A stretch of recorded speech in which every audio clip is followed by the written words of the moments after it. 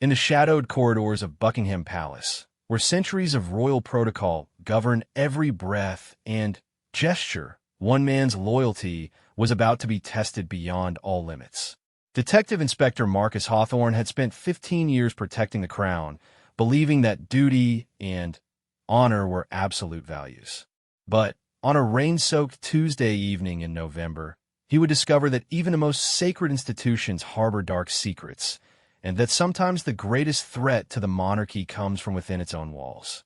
What happens when a decorated royal protection officer witnesses something so shocking that it forces him to choose between blind obedience and moral justice?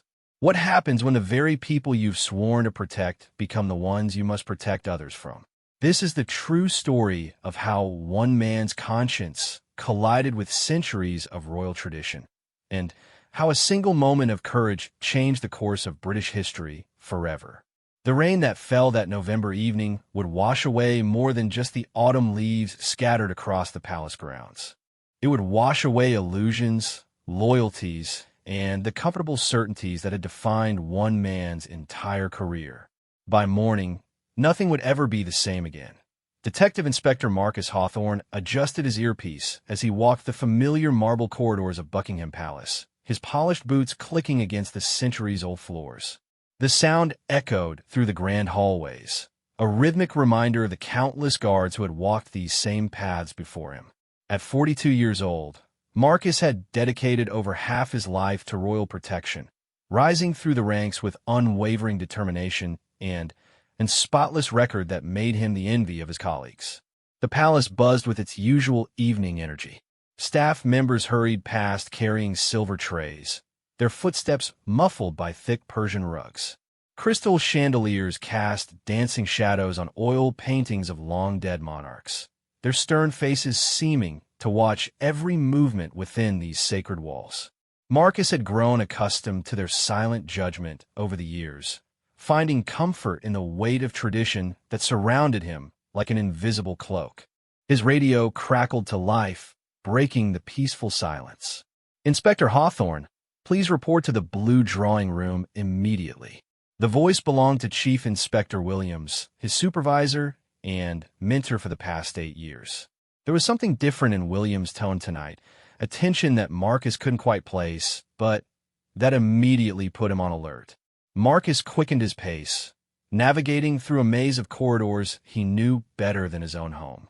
The blue drawing room served as an informal meeting space for senior staff and occasionally hosted private family gatherings. As he approached the ornate double doors, he noticed they were slightly ajar, which was unusual. Palace protocol demanded that all doors remain either fully open or completely closed during official business. Through the narrow gap, he could hear voices engaged in heated conversation. One voice he recognized immediately as belonging to Tom Parker Bowles, Queen Camilla's son from her first marriage. Tom's presence at the palace had become increasingly frequent over the past year, much to the concern of several senior staff members who whispered about his growing influence behind closed doors. Marcus paused outside the door, his training telling him to announce his presence, but something about the conversation inside made him hesitate. Tom's voice carried clearly through the gap, and what Marcus heard made his blood run cold. "The old system isn't working fast enough," Tom was saying, his words sharp and impatient. "We need to accelerate the timeline. The public is getting too comfortable with the current arrangements, and that's not serving our interests." Another voice responded, one Marcus didn't immediately recognize. "But the protocols exist for a reason. We can't simply ignore centuries of established procedure without consequences." Tom's laugh was harsh and dismissive. "Protocols are for people who lack vision. My mother didn't marry into this family to maintain the status quo. Changes are coming whether the establishment likes it or not, and those who can adapt will find themselves on the outside looking in." Marcus felt his chest tighten as the conversation continued. He had sworn an oath to protect the royal family from all threats, both external and internal, but he had never imagined that the threat might come from within the family itself. His hand moved instinctively to his radio, but he stopped short of pressing the button. Who would he report this to? Chief Inspector Williams had summoned him here, which meant he might already be aware of whatever was happening. The charity funds provide the perfect cover, Tom continued, his voice dropping to a conspiratorial whisper. Nobody questions charitable donations, especially when they're flowing to causes that sound noble and worthy. By the time anyone thinks to look closely at where the money actually goes, we'll have restructured enough of the financial framework to make it irrelevant.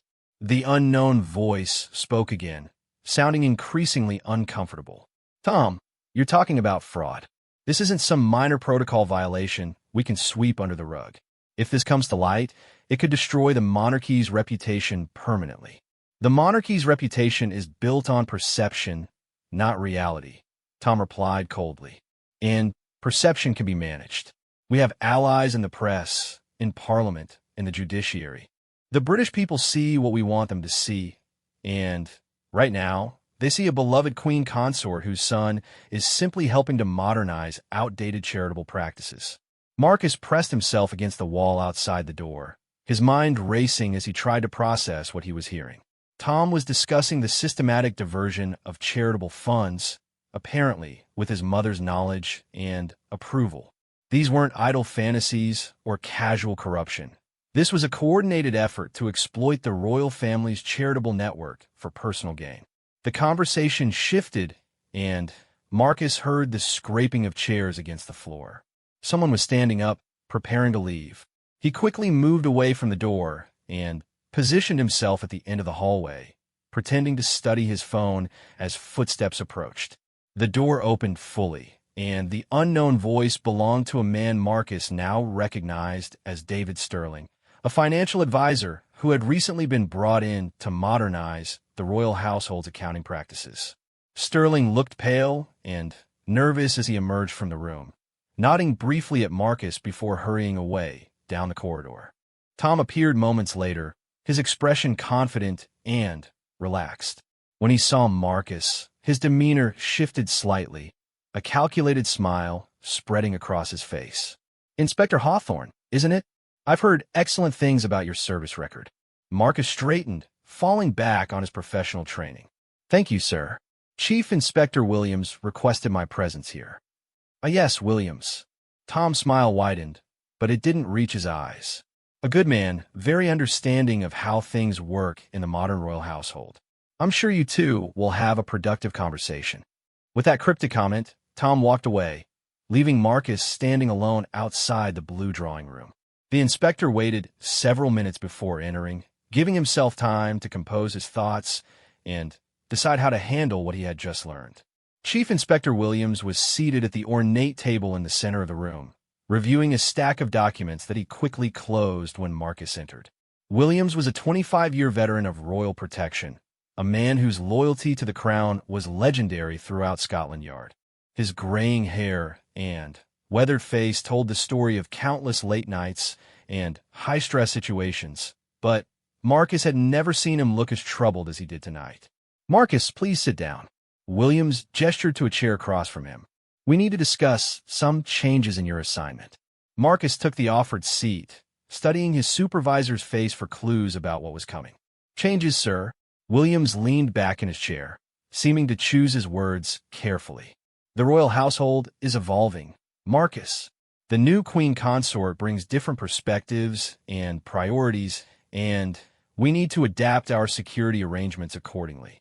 "I understand, sir. What specific changes are you referring to?" "Your current assignment covers the entire royal family security coordination," Williams began, his voice taking on a formal tone that Marcus had rarely heard from him. "Going forward, we're implementing a more specialized approach. You'll be focusing exclusively on external security threats, while internal family matters will be handled by a different team." Marcus felt alarm bells going off in his head. This change would effectively remove him from any position where he might observe or interfere with internal family activities, including whatever scheme Tom had been discussing moments earlier. "Sir, with respect, I'm not sure I understand the reasoning behind this change. My current assignment allows me to maintain comprehensive security oversight, which seems more effective than fragmenting responsibilities." Williams shifted uncomfortably in his seat. "The decision has been made at the highest levels, Marcus. questions of reasoning aren't really appropriate at our level. The highest levels, meaning the queen consort's household, Williams is expression hardened. Marcus, I'm going to give you some advice that could save your career. There are changes happening in this palace that are bigger than you or me. The smart play is to adapt and find your place in the new structure. Those who resist change often find themselves reassigned to less prestigious positions. Marcus stared at his mentor, seeing a man who had clearly been compromised in some way. The Williams he had known for 8 years would never have spoken about adapting to changes that undermined security protocols. Something had gotten to him, whether through threats, bribes, or simple political pressure. I see, Marcus said carefully. And when does this new assignment begin? Immediately. You'll report to Inspector Davies tomorrow morning for briefing on your revised responsibilities. Williams stood up, signaling that the conversation was over. Marcus, I hope you understand that this is for the best. For everyone involved. As Marcus left the blue drawing room, his mind was churning with questions and concerns. The conversation he had overheard, combined with his sudden reassignment, painted a disturbing picture of corruption at the highest levels of the royal household. Tom Parker Bowles was apparently using his position to divert charitable funds, and anyone who might pose a threat to that operation was being neutralized through reassignment or intimidation. Walking through the palace corridors that had felt like home for 15 years, Marcus realized that everything had changed in the space of a single evening. The institution he had sworn to protect was being hollowed out from within, and the people he trusted most had either been compromised or pushed aside. But Detective Inspector Marcus Hawthorne had not risen to his position by backing down from difficult situations. As he made his way toward the exit, already planning his next moves, he carried with him a determination that would soon set him on a collision course with forces far more powerful than he had ever imagined. The palace's ancient walls had witnessed many secrets over the centuries, but they were about to witness something unprecedented, a royal protection officer preparing to protect the crown from its own family. The rain had stopped by the time Marcus stepped outside, but the storm brewing within the palace walls was just beginning to gather strength. Marcus spent the next 3 days in his new assignment, officially focusing on external security threats while privately conducting his own investigation into Tom Parker Bowles' activities. His reduced access to internal palace operations made gathering information challenging, but 15 years of experience had taught him how to navigate the complex web of relationships that existed among palace staff. His first breakthrough came from an unexpected source. Sarah Mitchell, a longtime accountant in the royal household's financial office, approached him during his lunch break in the staff cafeteria. Sarah had worked at the palace for nearly 20 years, handling the intricate bookkeeping required to manage the royal family's various charitable endeavors. Her reputation for meticulous attention to detail and unwavering integrity had made her invaluable to successive financial directors. "Inspector Hawthorne," she said quietly, sliding into the seat across from him. "I heard about your reassignment. I wanted to express my sympathies." Marcus looked up from his sandwich, noting the carefully controlled expression on Sarah's face. In the palace hierarchy, direct contact between security personnel and administrative staff was unusual unless there was a specific operational reason. "Thank you, Sarah. Change is part of the job, I suppose." Sarah glanced around the cafeteria, ensuring their conversation wouldn't be overheard. Some changes serve the institution, others serve individual interests. "I thought you might want to know that several of us in the financial office have concerns about recent modifications to charitable fund management." Marcus set down his sandwich, giving Sarah his full attention. "What kind of concerns?" "New procedures have been implemented without proper consultation with the Treasury Office. Funds are being redirected through intermediary organizations before reaching their intended charitable destinations. When we've requested documentation to verify these procedures, we've been told that the new arrangements are being handled at a higher level of authority." Higher level meaning. Sarah's voice dropped to barely above a whisper. "The Queen Consort's personal staff, specifically her son's advisory team. Tom Parker Bowles has established what he calls a Charitable Efficiency Review Board that has override authority for fund allocation decisions." Marcus felt his pulse quicken. This corroborated what he had overheard in the blue drawing room. But Sarah was providing concrete details about the mechanics of the operation. Have you raised these concerns through official channels? Sarah's bitter laugh was barely audible. I tried. My supervisor informed me that questioning the new procedures could be seen as resistance to modernization efforts. He suggested that staff members who couldn't adapt to evolving practices might find their positions reviewed during the next budget cycle. So you're being threatened with job loss for doing your job? Not directly, but the message is clear. Several senior staff members have already been transferred to other positions or encouraged to take early retirement. The people being brought in to replace them are all connected to Tom's network in some way. Marcus realized he was witnessing a systematic takeover of the palace's administrative infrastructure. Tom wasn't just stealing money. He was installing a network of loyal operatives who would ensure his activities remained hidden and protected. Sarah, would you be willing to document these concerns in writing? She shook her head immediately. I can't put anything in writing that could be traced back to me. But I can tell you where to look if you're genuinely interested in understanding what's happening. Over the next 10 minutes, Sarah provided Marcus with a detailed roadmap of the financial irregularities she had observed. Charitable donations were being funneled through a network of shell organizations before reaching their final destinations, with significant percentages being skimmed off at each stage. The shell organizations were all registered to addresses that led back to properties owned or controlled by Tom's associates. More disturbing was Sarah's revelation that some of the largest charitable donations weren't reaching legitimate charities at all. Instead, they were being directed to organizations that existed only on paper, with the funds ultimately flowing into investment accounts controlled by Tom's financial advisors. The numbers are staggering, Sarah whispered. We're talking about millions of pounds annually, money that's supposed to be helping disadvantaged communities, funding medical research, supporting veterans. Instead, it's being used to finance Tom's personal business ventures and political ambitions. Marcus absorbed this information with growing anger and determination. The scale of the theft was beyond anything he had imagined.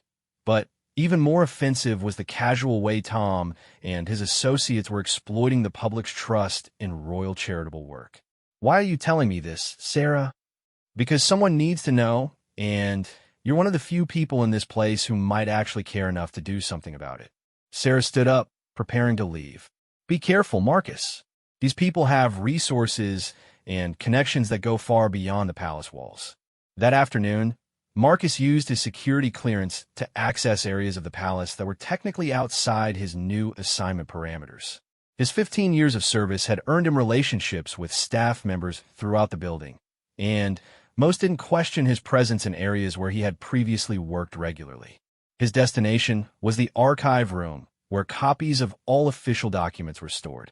If Tom's operation was as extensive as Sarah suggested, there would be paper trails that even the most sophisticated cover-up couldn't completely eliminate. The archive room was located in the palace basement, a climate-controlled environment filled with filing cabinets that contained decades of royal correspondence, financial records, and administrative documents. Marcus had visited the archives many times during his career, usually to research security protocols or review incident reports. He began with the most recent charitable giving reports, cross-referencing them with Sarah's information about suspicious fund transfers. What he discovered was even worse than he had expected. The pattern of financial manipulation stretched back nearly 2 years, coinciding with Tom's increased involvement in palace affairs. But it was a folder labeled Strategic Communications Plan that provided the most shocking revelations. The folder contained detailed plans for managing public perception of the royal family's charitable work, including strategies for deflecting media inquiries about fund allocation and prepared responses to potential allegations of impropriety. Most disturbing was a memo dated just 6 weeks earlier, outlining plans to neutralize potential internal resistance to the new charitable management structure. The memo included a list of palace staff members who were considered potential security risks due to their access to sensitive financial information or their history of raising procedural concerns. Marcus's name was on that list. The memo detailed specific actions to be taken against each person on the list, ranging from reassignment and isolation to more aggressive measures involving manufactured scandals and career destruction. Reading his own name in such a context was surreal and terrifying, but it also confirmed that his suspicions about his recent reassignment were entirely justified. He photographed the most damaging documents with his personal phone, knowing that removing original documents would be noticed and could compromise any future legal action.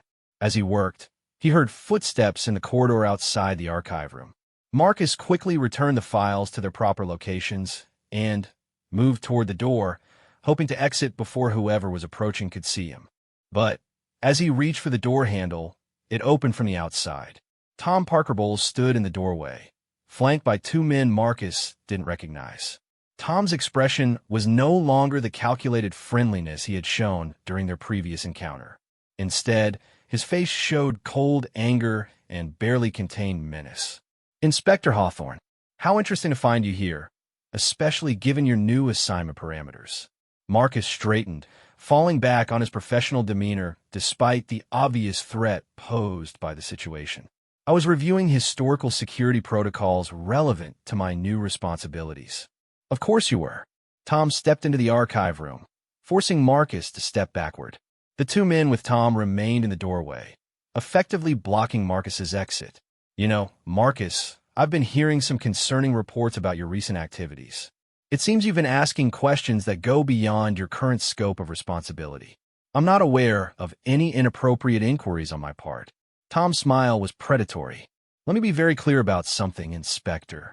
The royal household is undergoing necessary modernization, and that modernization requires certain adjustments in how things are done. Staff members who understand and support these changes will find their careers advancing in unexpected ways. Those who resist change, however, often discover that their services are no longer required." "Are you threatening me?" "I'm offering you an opportunity to be part of something bigger than yourself. The old ways of doing things are dying, Marcus. The question is whether you want to be part of the future or a casualty of the past." Marcus looked at the two men blocking his exit, recognizing them now as private security contractors rather than palace staff. Their presence here represented a significant escalation in Tom's operation, suggesting he was prepared to use intimidation and possibly violence to protect his interests. "I think I understand your position clearly," Marcus said carefully. "I hope you do, because tomorrow morning you're going to receive new assignment orders that will take you far away from London for an extended period. Foreign security consultation work, very prestigious, very well compensated. The kind of opportunity that could set you up for a comfortable retirement." Marcus realized he was being offered a choice between exile and elimination. Tom was sophisticated enough to prefer the former, but the presence of the contractors suggested he was prepared for the latter if necessary. "That's very generous." "It is indeed, and I trust you'll give it the consideration it deserves." Tom gestured toward the door. "Now, I think this conversation has run its course. My colleagues will escort you back to your office." The walk through the palace corridors felt like a funeral march. Marcus's mind raced as he tried to process the full implications of a situation. Tom had moved faster than expected, apparently anticipating that Marcus might investigate his activities.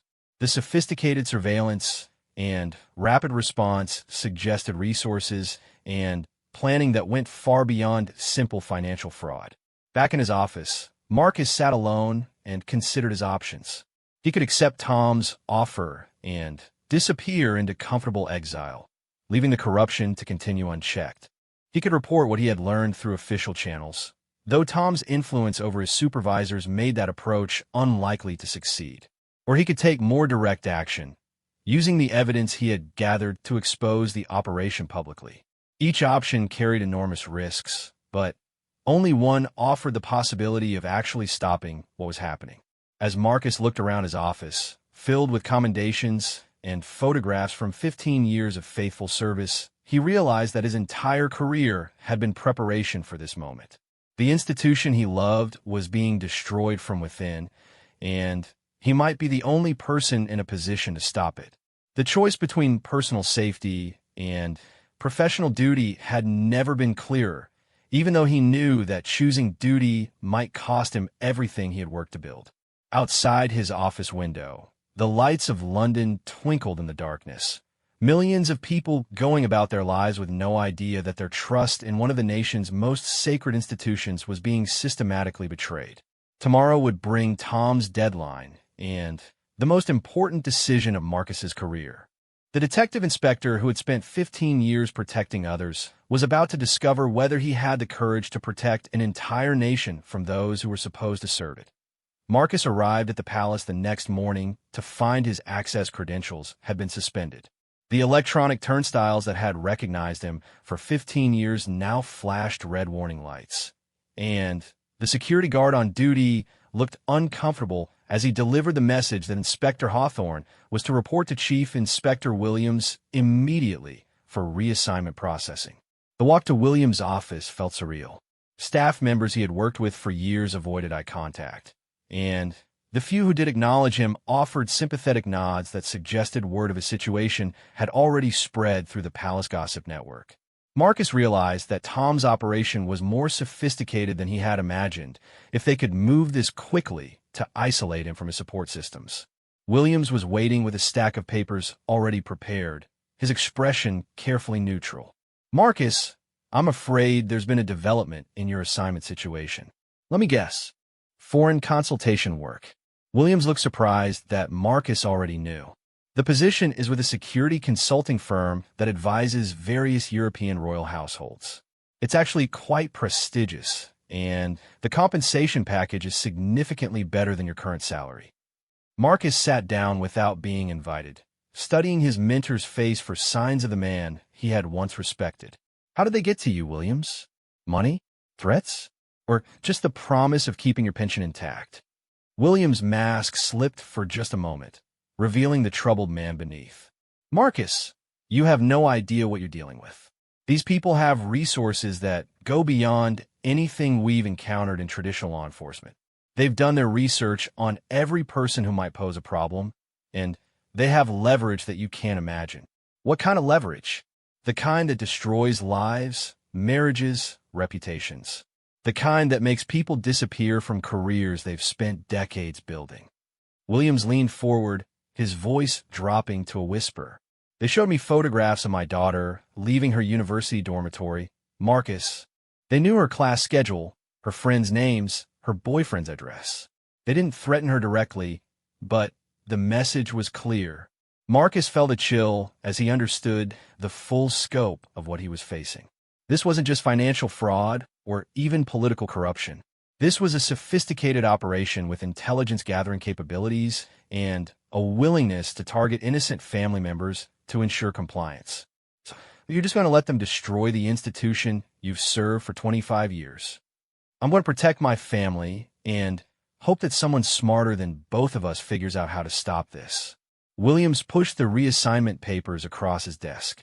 "Sign these, take the consulting job, and disappear for a few years. By the time you come back, either this will have blown over or someone else will have dealt with it." Marcus looked at the papers without touching them. "And if I refuse?" Williams' expression darkened. "Then you'll be facing charges for unauthorized access to classified documents, misuse of security credentials, and potential theft of confidential information. They have security footage of you in the archives yesterday, Marcus.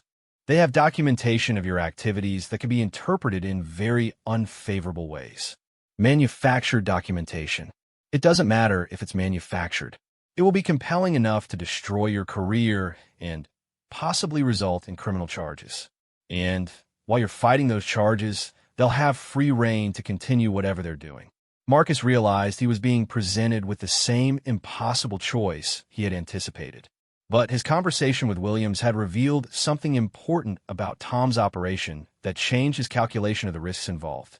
If Tom's people were sophisticated enough to conduct surveillance on Williams' daughter and compile compromising materials on palace staff, they were also sophisticated enough to have contingency plans for dealing with exposure.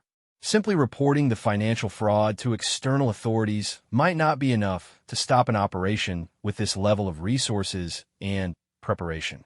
"I need to think about this." Williams nodded. "You have until end of business today to sign the papers. After that, the offer is withdrawn and other measures will be implemented.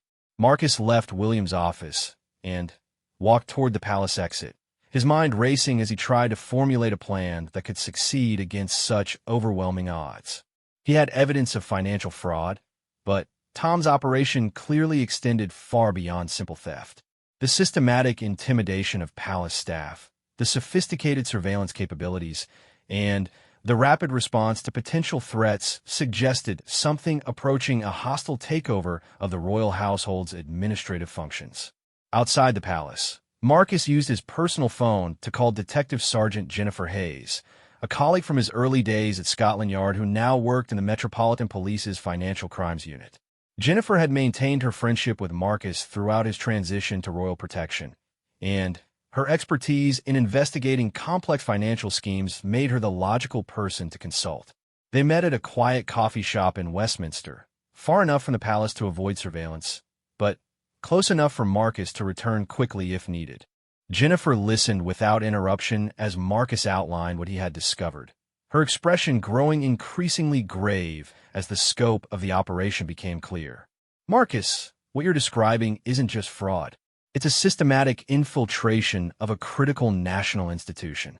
If Tom Parker Bowles has this level of control over the royal household's finances and is using intimidation tactics against staff, we're looking at something that could threaten the stability of the monarchy itself. That's what I'm afraid of. But I'm also afraid that conventional law enforcement approaches won't be effective against people with these resources and connections." Jennifer was quiet for several minutes, clearly thinking through the implications of what Marcus had told her. There might be another approach. Financial crimes of this magnitude often involve international money transfers, shell companies, and tax avoidance schemes that fall under the jurisdiction of specialized units. What kind of specialized units? The National Crime Agency has a unit that specifically investigates high-level financial crimes involving public institutions. They have resources and authorities that regular police don't, and they're designed to handle cases where traditional investigative methods might be compromised by political influence. Marcus felt the first glimmer of hope since this entire situation had begun. Would they be interested in a case like this? They would be very interested, especially if it involves the systematic theft of charitable donations. That kind of crime generates enormous public outrage when it's exposed, and agencies like the NCA love high-profile cases that demonstrate their value to Parliament. What would they need to open an investigation? Jennifer pulled out her phone and scrolled through her contacts. "I know someone who works in their financial crimes division. If you can provide preliminary evidence of the fraud, she might be able to expedite the process." Marcus showed Jennifer the photographs he had taken in the archive room, watching her expression change as she realized the scope of the documentation he had gathered. "This is substantial evidence, Marcus. Financial records, communications about cover-up strategies, lists of targeted staff members. This is the kind of material that can support search warrants and asset freezing orders. But will it be enough to move quickly? Tom is expecting an answer from me by the end of the day, and I get the impression that his patience for dealing with problems is limited." Jennifer was already dialing her contact's number. "Let me make some calls." The NCA can move very quickly when they have solid evidence and political cover. A case involving the royal family's charitable funds would definitely qualify for expedited treatment. While Jennifer worked her contacts, Marcus sat in the coffee shop and tried to prepare himself mentally for what was coming. If the NCA opened an investigation, his role as the primary source would make him a target for retaliation. Tom's people had already demonstrated their willingness to use intimidation and surveillance against potential threats, and Marcus had no illusions about his vulnerability once his cooperation with law enforcement became known. But the alternative was allowing the systematic looting of charitable funds to continue while an increasingly authoritarian network consolidated control over the royal household. Marcus had seen enough dictatorships and corrupt regimes during his career to recognize the warning signs of institutional capture, and everything about Tom's operation suggested a long-term plan to transform the monarchy into a personal power base. Jennifer returned from her phone calls with news that exceeded Marcus's most optimistic expectations. My contact is Detective Chief Inspector Rebecca Morrison, and she's extremely interested in what you found. The NCA has actually been monitoring some suspicious financial activity connected to several high-profile charities, and your information appears to fill in some significant gaps in their understanding. They were already investigating, not Tom specifically, but they've been tracking unusual money flows through charitable organizations that seem designed to obscure the ultimate destination of donated funds. Your documentation provides the missing piece that connects those financial irregularities to specific individuals and motivations. Marcus felt a surge of relief mixed with apprehension. What happens next? DCI Morrison wants to meet with you immediately. She's cleared her schedule for the rest of the day, and she has authority to offer you protective custody if the situation becomes dangerous. Protective custody? Jennifer's expression was serious. Marcus, you're about to become a key witness in what could be one of the largest financial fraud cases in British history. If Tom Parker Bowles has the resources and ruthlessness you've described, he's going to view your cooperation with law enforcement as an existential threat to his operation. The reality of a situation crystallized in Marcus's mind as they walked toward Scotland Yard for his meeting with DCI Morrison. He was about to cross a line that would fundamentally change his life and career, potentially putting himself and possibly others at risk in order to protect institutions and principles that transcended personal safety. But as they approached the imposing building that had represented law and order in London for over a century, Marcus realized that this was exactly the kind of moment his entire career had been preparing him for. The oath he had taken 15 years earlier hadn't been about protecting specific individuals or even specific institutions. It had been about protecting the principles of justice and public service that made democratic society possible. DCI Morrison's office overlooked the Thames, and her reputation as one of the NCA's most effective financial crimes investigators was evident in the organized efficiency of her workspace. Charts and photographs covering complex money laundering schemes covered one wall, while filing cabinets secured with additional locks suggested the sensitivity of the cases she typically handled. Morrison herself was a woman in her early 50s whose direct manner and sharp intelligence immediately impressed Marcus. She listened to his account without interruption, occasionally asking clarifying questions that demonstrated her deep understanding of financial crimes and institutional corruption. Inspector Hawthorne, what you've documented here represents one of the most sophisticated institutional infiltration schemes we've encountered. The combination of financial fraud, systematic intimidation, and apparent political connections makes this a priority case for our unit. What can you do about it? Morrison smiled grimly. We can do quite a lot, actually. Financial crimes involving charitable organizations fall under several different legal frameworks that give us extensive investigative authorities. We can freeze assets, obtain communications records, and coordinate with international agencies to trace money flows. How quickly can you move? We can have search warrants executed by tomorrow morning. Asset freezing orders can be in place by the end of business today. But, Marcus, I need you to understand that once we move, there's no going back. Tom Parker Bowles and his associates will know that you're the source of our information, and they will almost certainly attempt retaliation. Marcus nodded, having already accepted this reality. What kind of protection can you offer? Full witness protection if necessary, though I'm hoping we can resolve this quickly enough that extended protection won't be required.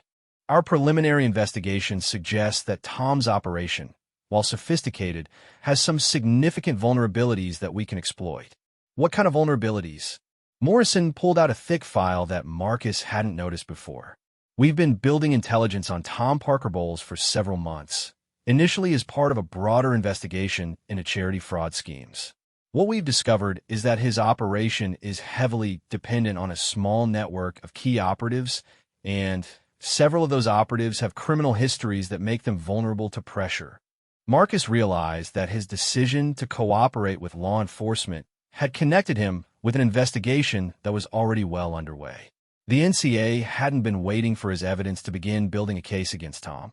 They had been conducting their own parallel investigation and were prepared to move as soon as they had sufficient grounds for legal action. The next few hours would determine whether 15 years of faithful service to the Crown would end in exile and disgrace, or whether Marcus Hawthorne would play a decisive role in protecting the monarchy from its greatest internal threat in generations. The pre-dawn darkness of London was broken by the synchronized movement of unmarked vehicles converging on addresses across the city. Marcus watched from the passenger seat of DCI Morrison's car as teams of NCA agents and Metropolitan Police officers executed search warrants at Tom Parkerbowles' residence, his business offices, and the homes of his key associates. Morrison had offered Marcus the opportunity to observe the operation from a safe distance, partly as professional courtesy and partly because his expertise in palace security protocols might prove valuable as the investigation unfolded. The past 18 hours have been a whirlwind of detailed briefings, evidence review, and preparation for what Morrison described as the most politically sensitive operation of her career. "Target 1 is secure," came the voice through Morrison's radio. Tom's residence in Chelsea had been entered without resistance, though Marcus knew that the real challenge would be securing and analyzing the digital evidence before Tom's people could implement whatever destruction protocols they had prepared for this contingency. "Target 2 is secure," followed moments later. Tom's business offices in the city had yielded what preliminary reports suggested were extensive financial records that appeared to document the scope of the charitable fraud in detail that exceeded even Marcus's estimates. But it was the report from Target 3 that provided the most dramatic development. Target 3 reports resistance and attempted evidence destruction. 2 suspects in custody, computer equipment seized before destruction could be completed. Morrison turned to Marcus with grim satisfaction. That was David Sterling's residence. He was apparently in the process of destroying financial records when our team arrived. The fact that he was awake and actively destroying evidence at 5 in the morning suggests they knew this was coming. Marcus felt a chill of apprehension. If they knew you were coming, they might have had time to implement other contingency plans. That's what I'm afraid of. Sterling's attempt to destroy evidence suggests panic rather than preparation, but Tom himself is a different matter entirely. Morrison's radio crackled with an urgent message from the team at Tom's residence. DCI Morrison, Target 1, was not present at his primary residence. Neighbors report unusual activity late last night, multiple vehicles departing around midnight. "So he ran," Marcus said, "or he's implementing a more sophisticated response plan." Morrison was already making calls to coordinate expanded surveillance and alert border security agencies. Tom Parkerbowles has resources and connections that most criminals don't. If he anticipated this operation, he could be anywhere by now. The next several hours unfolded with the methodical precision of a major law enforcement operation. Teams of forensic accountants began analyzing the seized financial records. Communication specialists worked to recover deleted digital evidence, and investigators tracked down the various shell companies and offshore accounts that had been used to launder the stolen charitable funds. Marcus found himself serving as an interpreter between the NCA investigators and the complex world of palace protocols and procedures.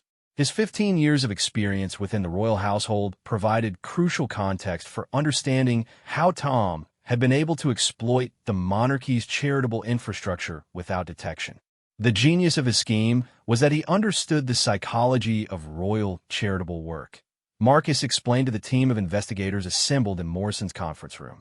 The public expects the royal family's charitable activities to be above suspicion, so questioning the efficiency or transparency of these programs was considered almost treasonous by palace staff. Morrison nodded, and Tom exploited that cultural reluctance to ask difficult questions. Exactly. He created a system where asking for documentation or questioning procedures was framed as disloyalty to the crown. Staff members who raised concerns were made to feel like they were undermining the monarchy rather than protecting it. The scale of the theft became clear as the financial analysis progressed. Over a period of nearly 2 years, Tom's operation had diverted approximately £12 million from various royal charitable funds. The money had flowed through a network of shell companies before ultimately being invested in business ventures controlled by Tom and his associates. But the financial theft was only part of the story.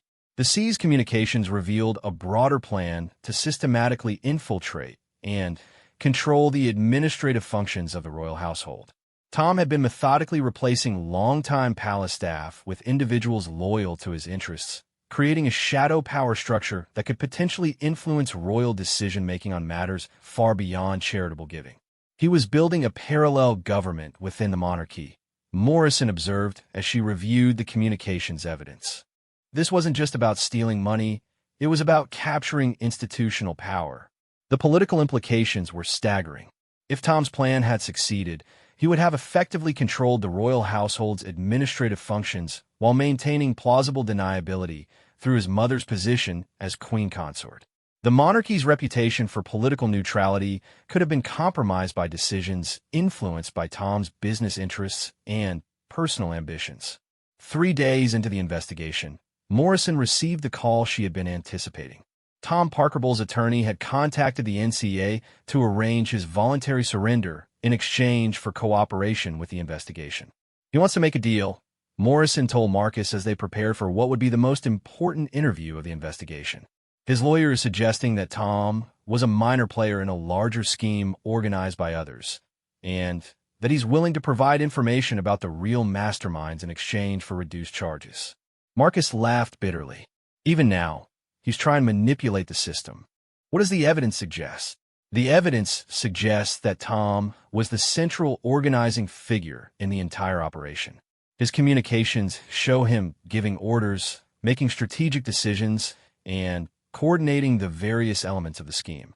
If there were larger figures involved, we haven't found evidence of them yet. The interview took place in a secure facility designed to handle high-profile suspects whose cases might attract significant media attention. Tom arrived with a team of expensive lawyers and an attitude that suggested he still believed he could control the narrative of his situation. Marcus observed the interview through a one-way window, watching the man who had threatened his career and endangered the monarchy attempt to minimize his role in what investigators had confirmed was one of the largest charity fraud schemes in British history. My client was acting under significant pressure from individuals whose identity we cannot reveal for security reasons, Tom's lead attorney began. Mr. Parkerbowles believed he was participating in legitimate efforts to modernize royal charitable operations. Morrison's response was direct and devastating. We have communications showing your client personally directing the creation of fraudulent shell companies, authorizing the transfer of millions of pounds to accounts under his control, and ordering surveillance and intimidation of palace staff who questioned his activities. Tom himself spoke for the first time, his voice lacking the confidence that had intimidated Marcus just days earlier. The royal household needed modernization. The old systems were inefficient and bureaucratic. I was trying to implement changes that would make charitable operations more effective. By stealing £12 million intended for legitimate charities, the money was being redirected, not stolen. It was being invested in initiatives that would generate greater long-term returns for charitable purposes. Morrison placed a thick folder of financial documents on the table between them. These are records showing the money was used to purchase luxury real estate, finance business ventures unrelated to charity, and maintain offshore investment accounts accessible only to you and your associates. The interview continued for several hours, with Tom's legal team gradually retreating from their initial position as the overwhelming evidence made denial impossible. By the end of the day, Tom had agreed to cooperate with the investigation in exchange for consideration of a plea bargain that would still result in significant prison time. The broader investigation revealed connections that extended far beyond what Marcus had initially suspected. Tom's operation had involved money laundering through international networks, tax evasion schemes that had deprived the Treasury of millions in revenue, and coordination with financial criminals in several other countries. 6 months later, Marcus stood in the same courtroom where he had once testified in security-related cases, watching as Tom Parkerbowles was sentenced to 12 years in prison for fraud, money laundering, and conspiracy. The judge's comments during sentencing reflected the public outrage that had greeted the exposure of the scheme. The defendant exploited the British public's trust in royal charitable institutions for personal gain, the judge declared. His actions not only stole money intended for vulnerable populations, but threatened the integrity of the monarchy itself. The sophistication and scope of this criminal enterprise demand a sentence that reflects the gravity of the offense.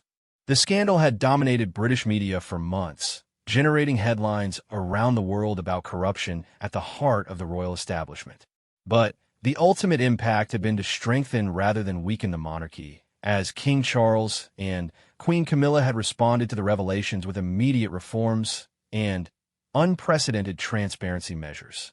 Marcus had been publicly recognized for his role in exposing the scheme, receiving commendations from both law enforcement agencies and the royal household. His security clearance had been fully restored, and he had been offered promotion to a senior position overseeing reforms to palace security protocols. But the experience had fundamentally changed his perspective on the institutions he had spent his career serving. The monarchy's survival had depended not on blind loyalty or unquestioning obedience, but on the courage of individuals willing to challenge authority when it became corrupt. Standing outside the courthouse after Tom's sentencing, Marcus reflected on the journey that had brought him from a loyal palace guard to a key figure in one of the most significant criminal investigations in recent British history. The rain that had marked the beginning of his ordeal had given way to brilliant sunshine, and London bustled around him with the energy of a city that had weathered another storm. DCI Morrison approached, extending her hand in congratulation. "You saved more than just £12 million, Marcus.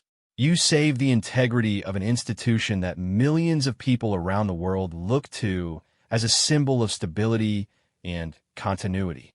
"I just did my job," Marcus replied, though he knew that wasn't entirely true. He had done more than his job. He had done what was right even when it put everything he valued at risk.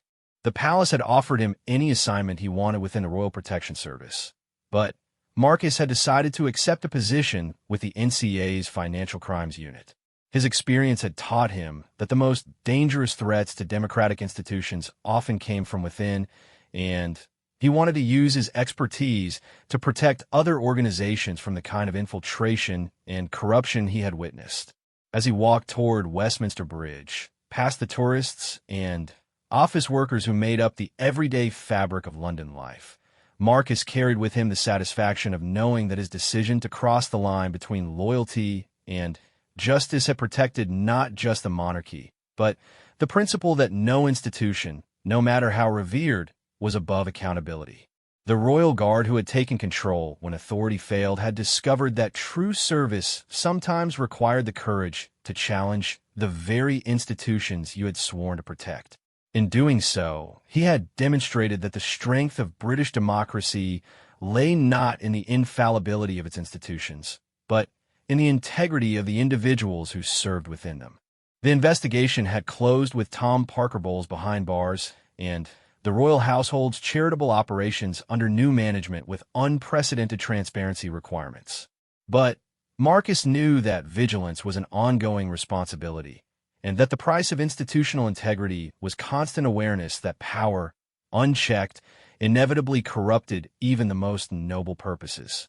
His 15 years of faithful service had prepared him for this moment, but it was his willingness to risk everything for principle that had defined his true legacy.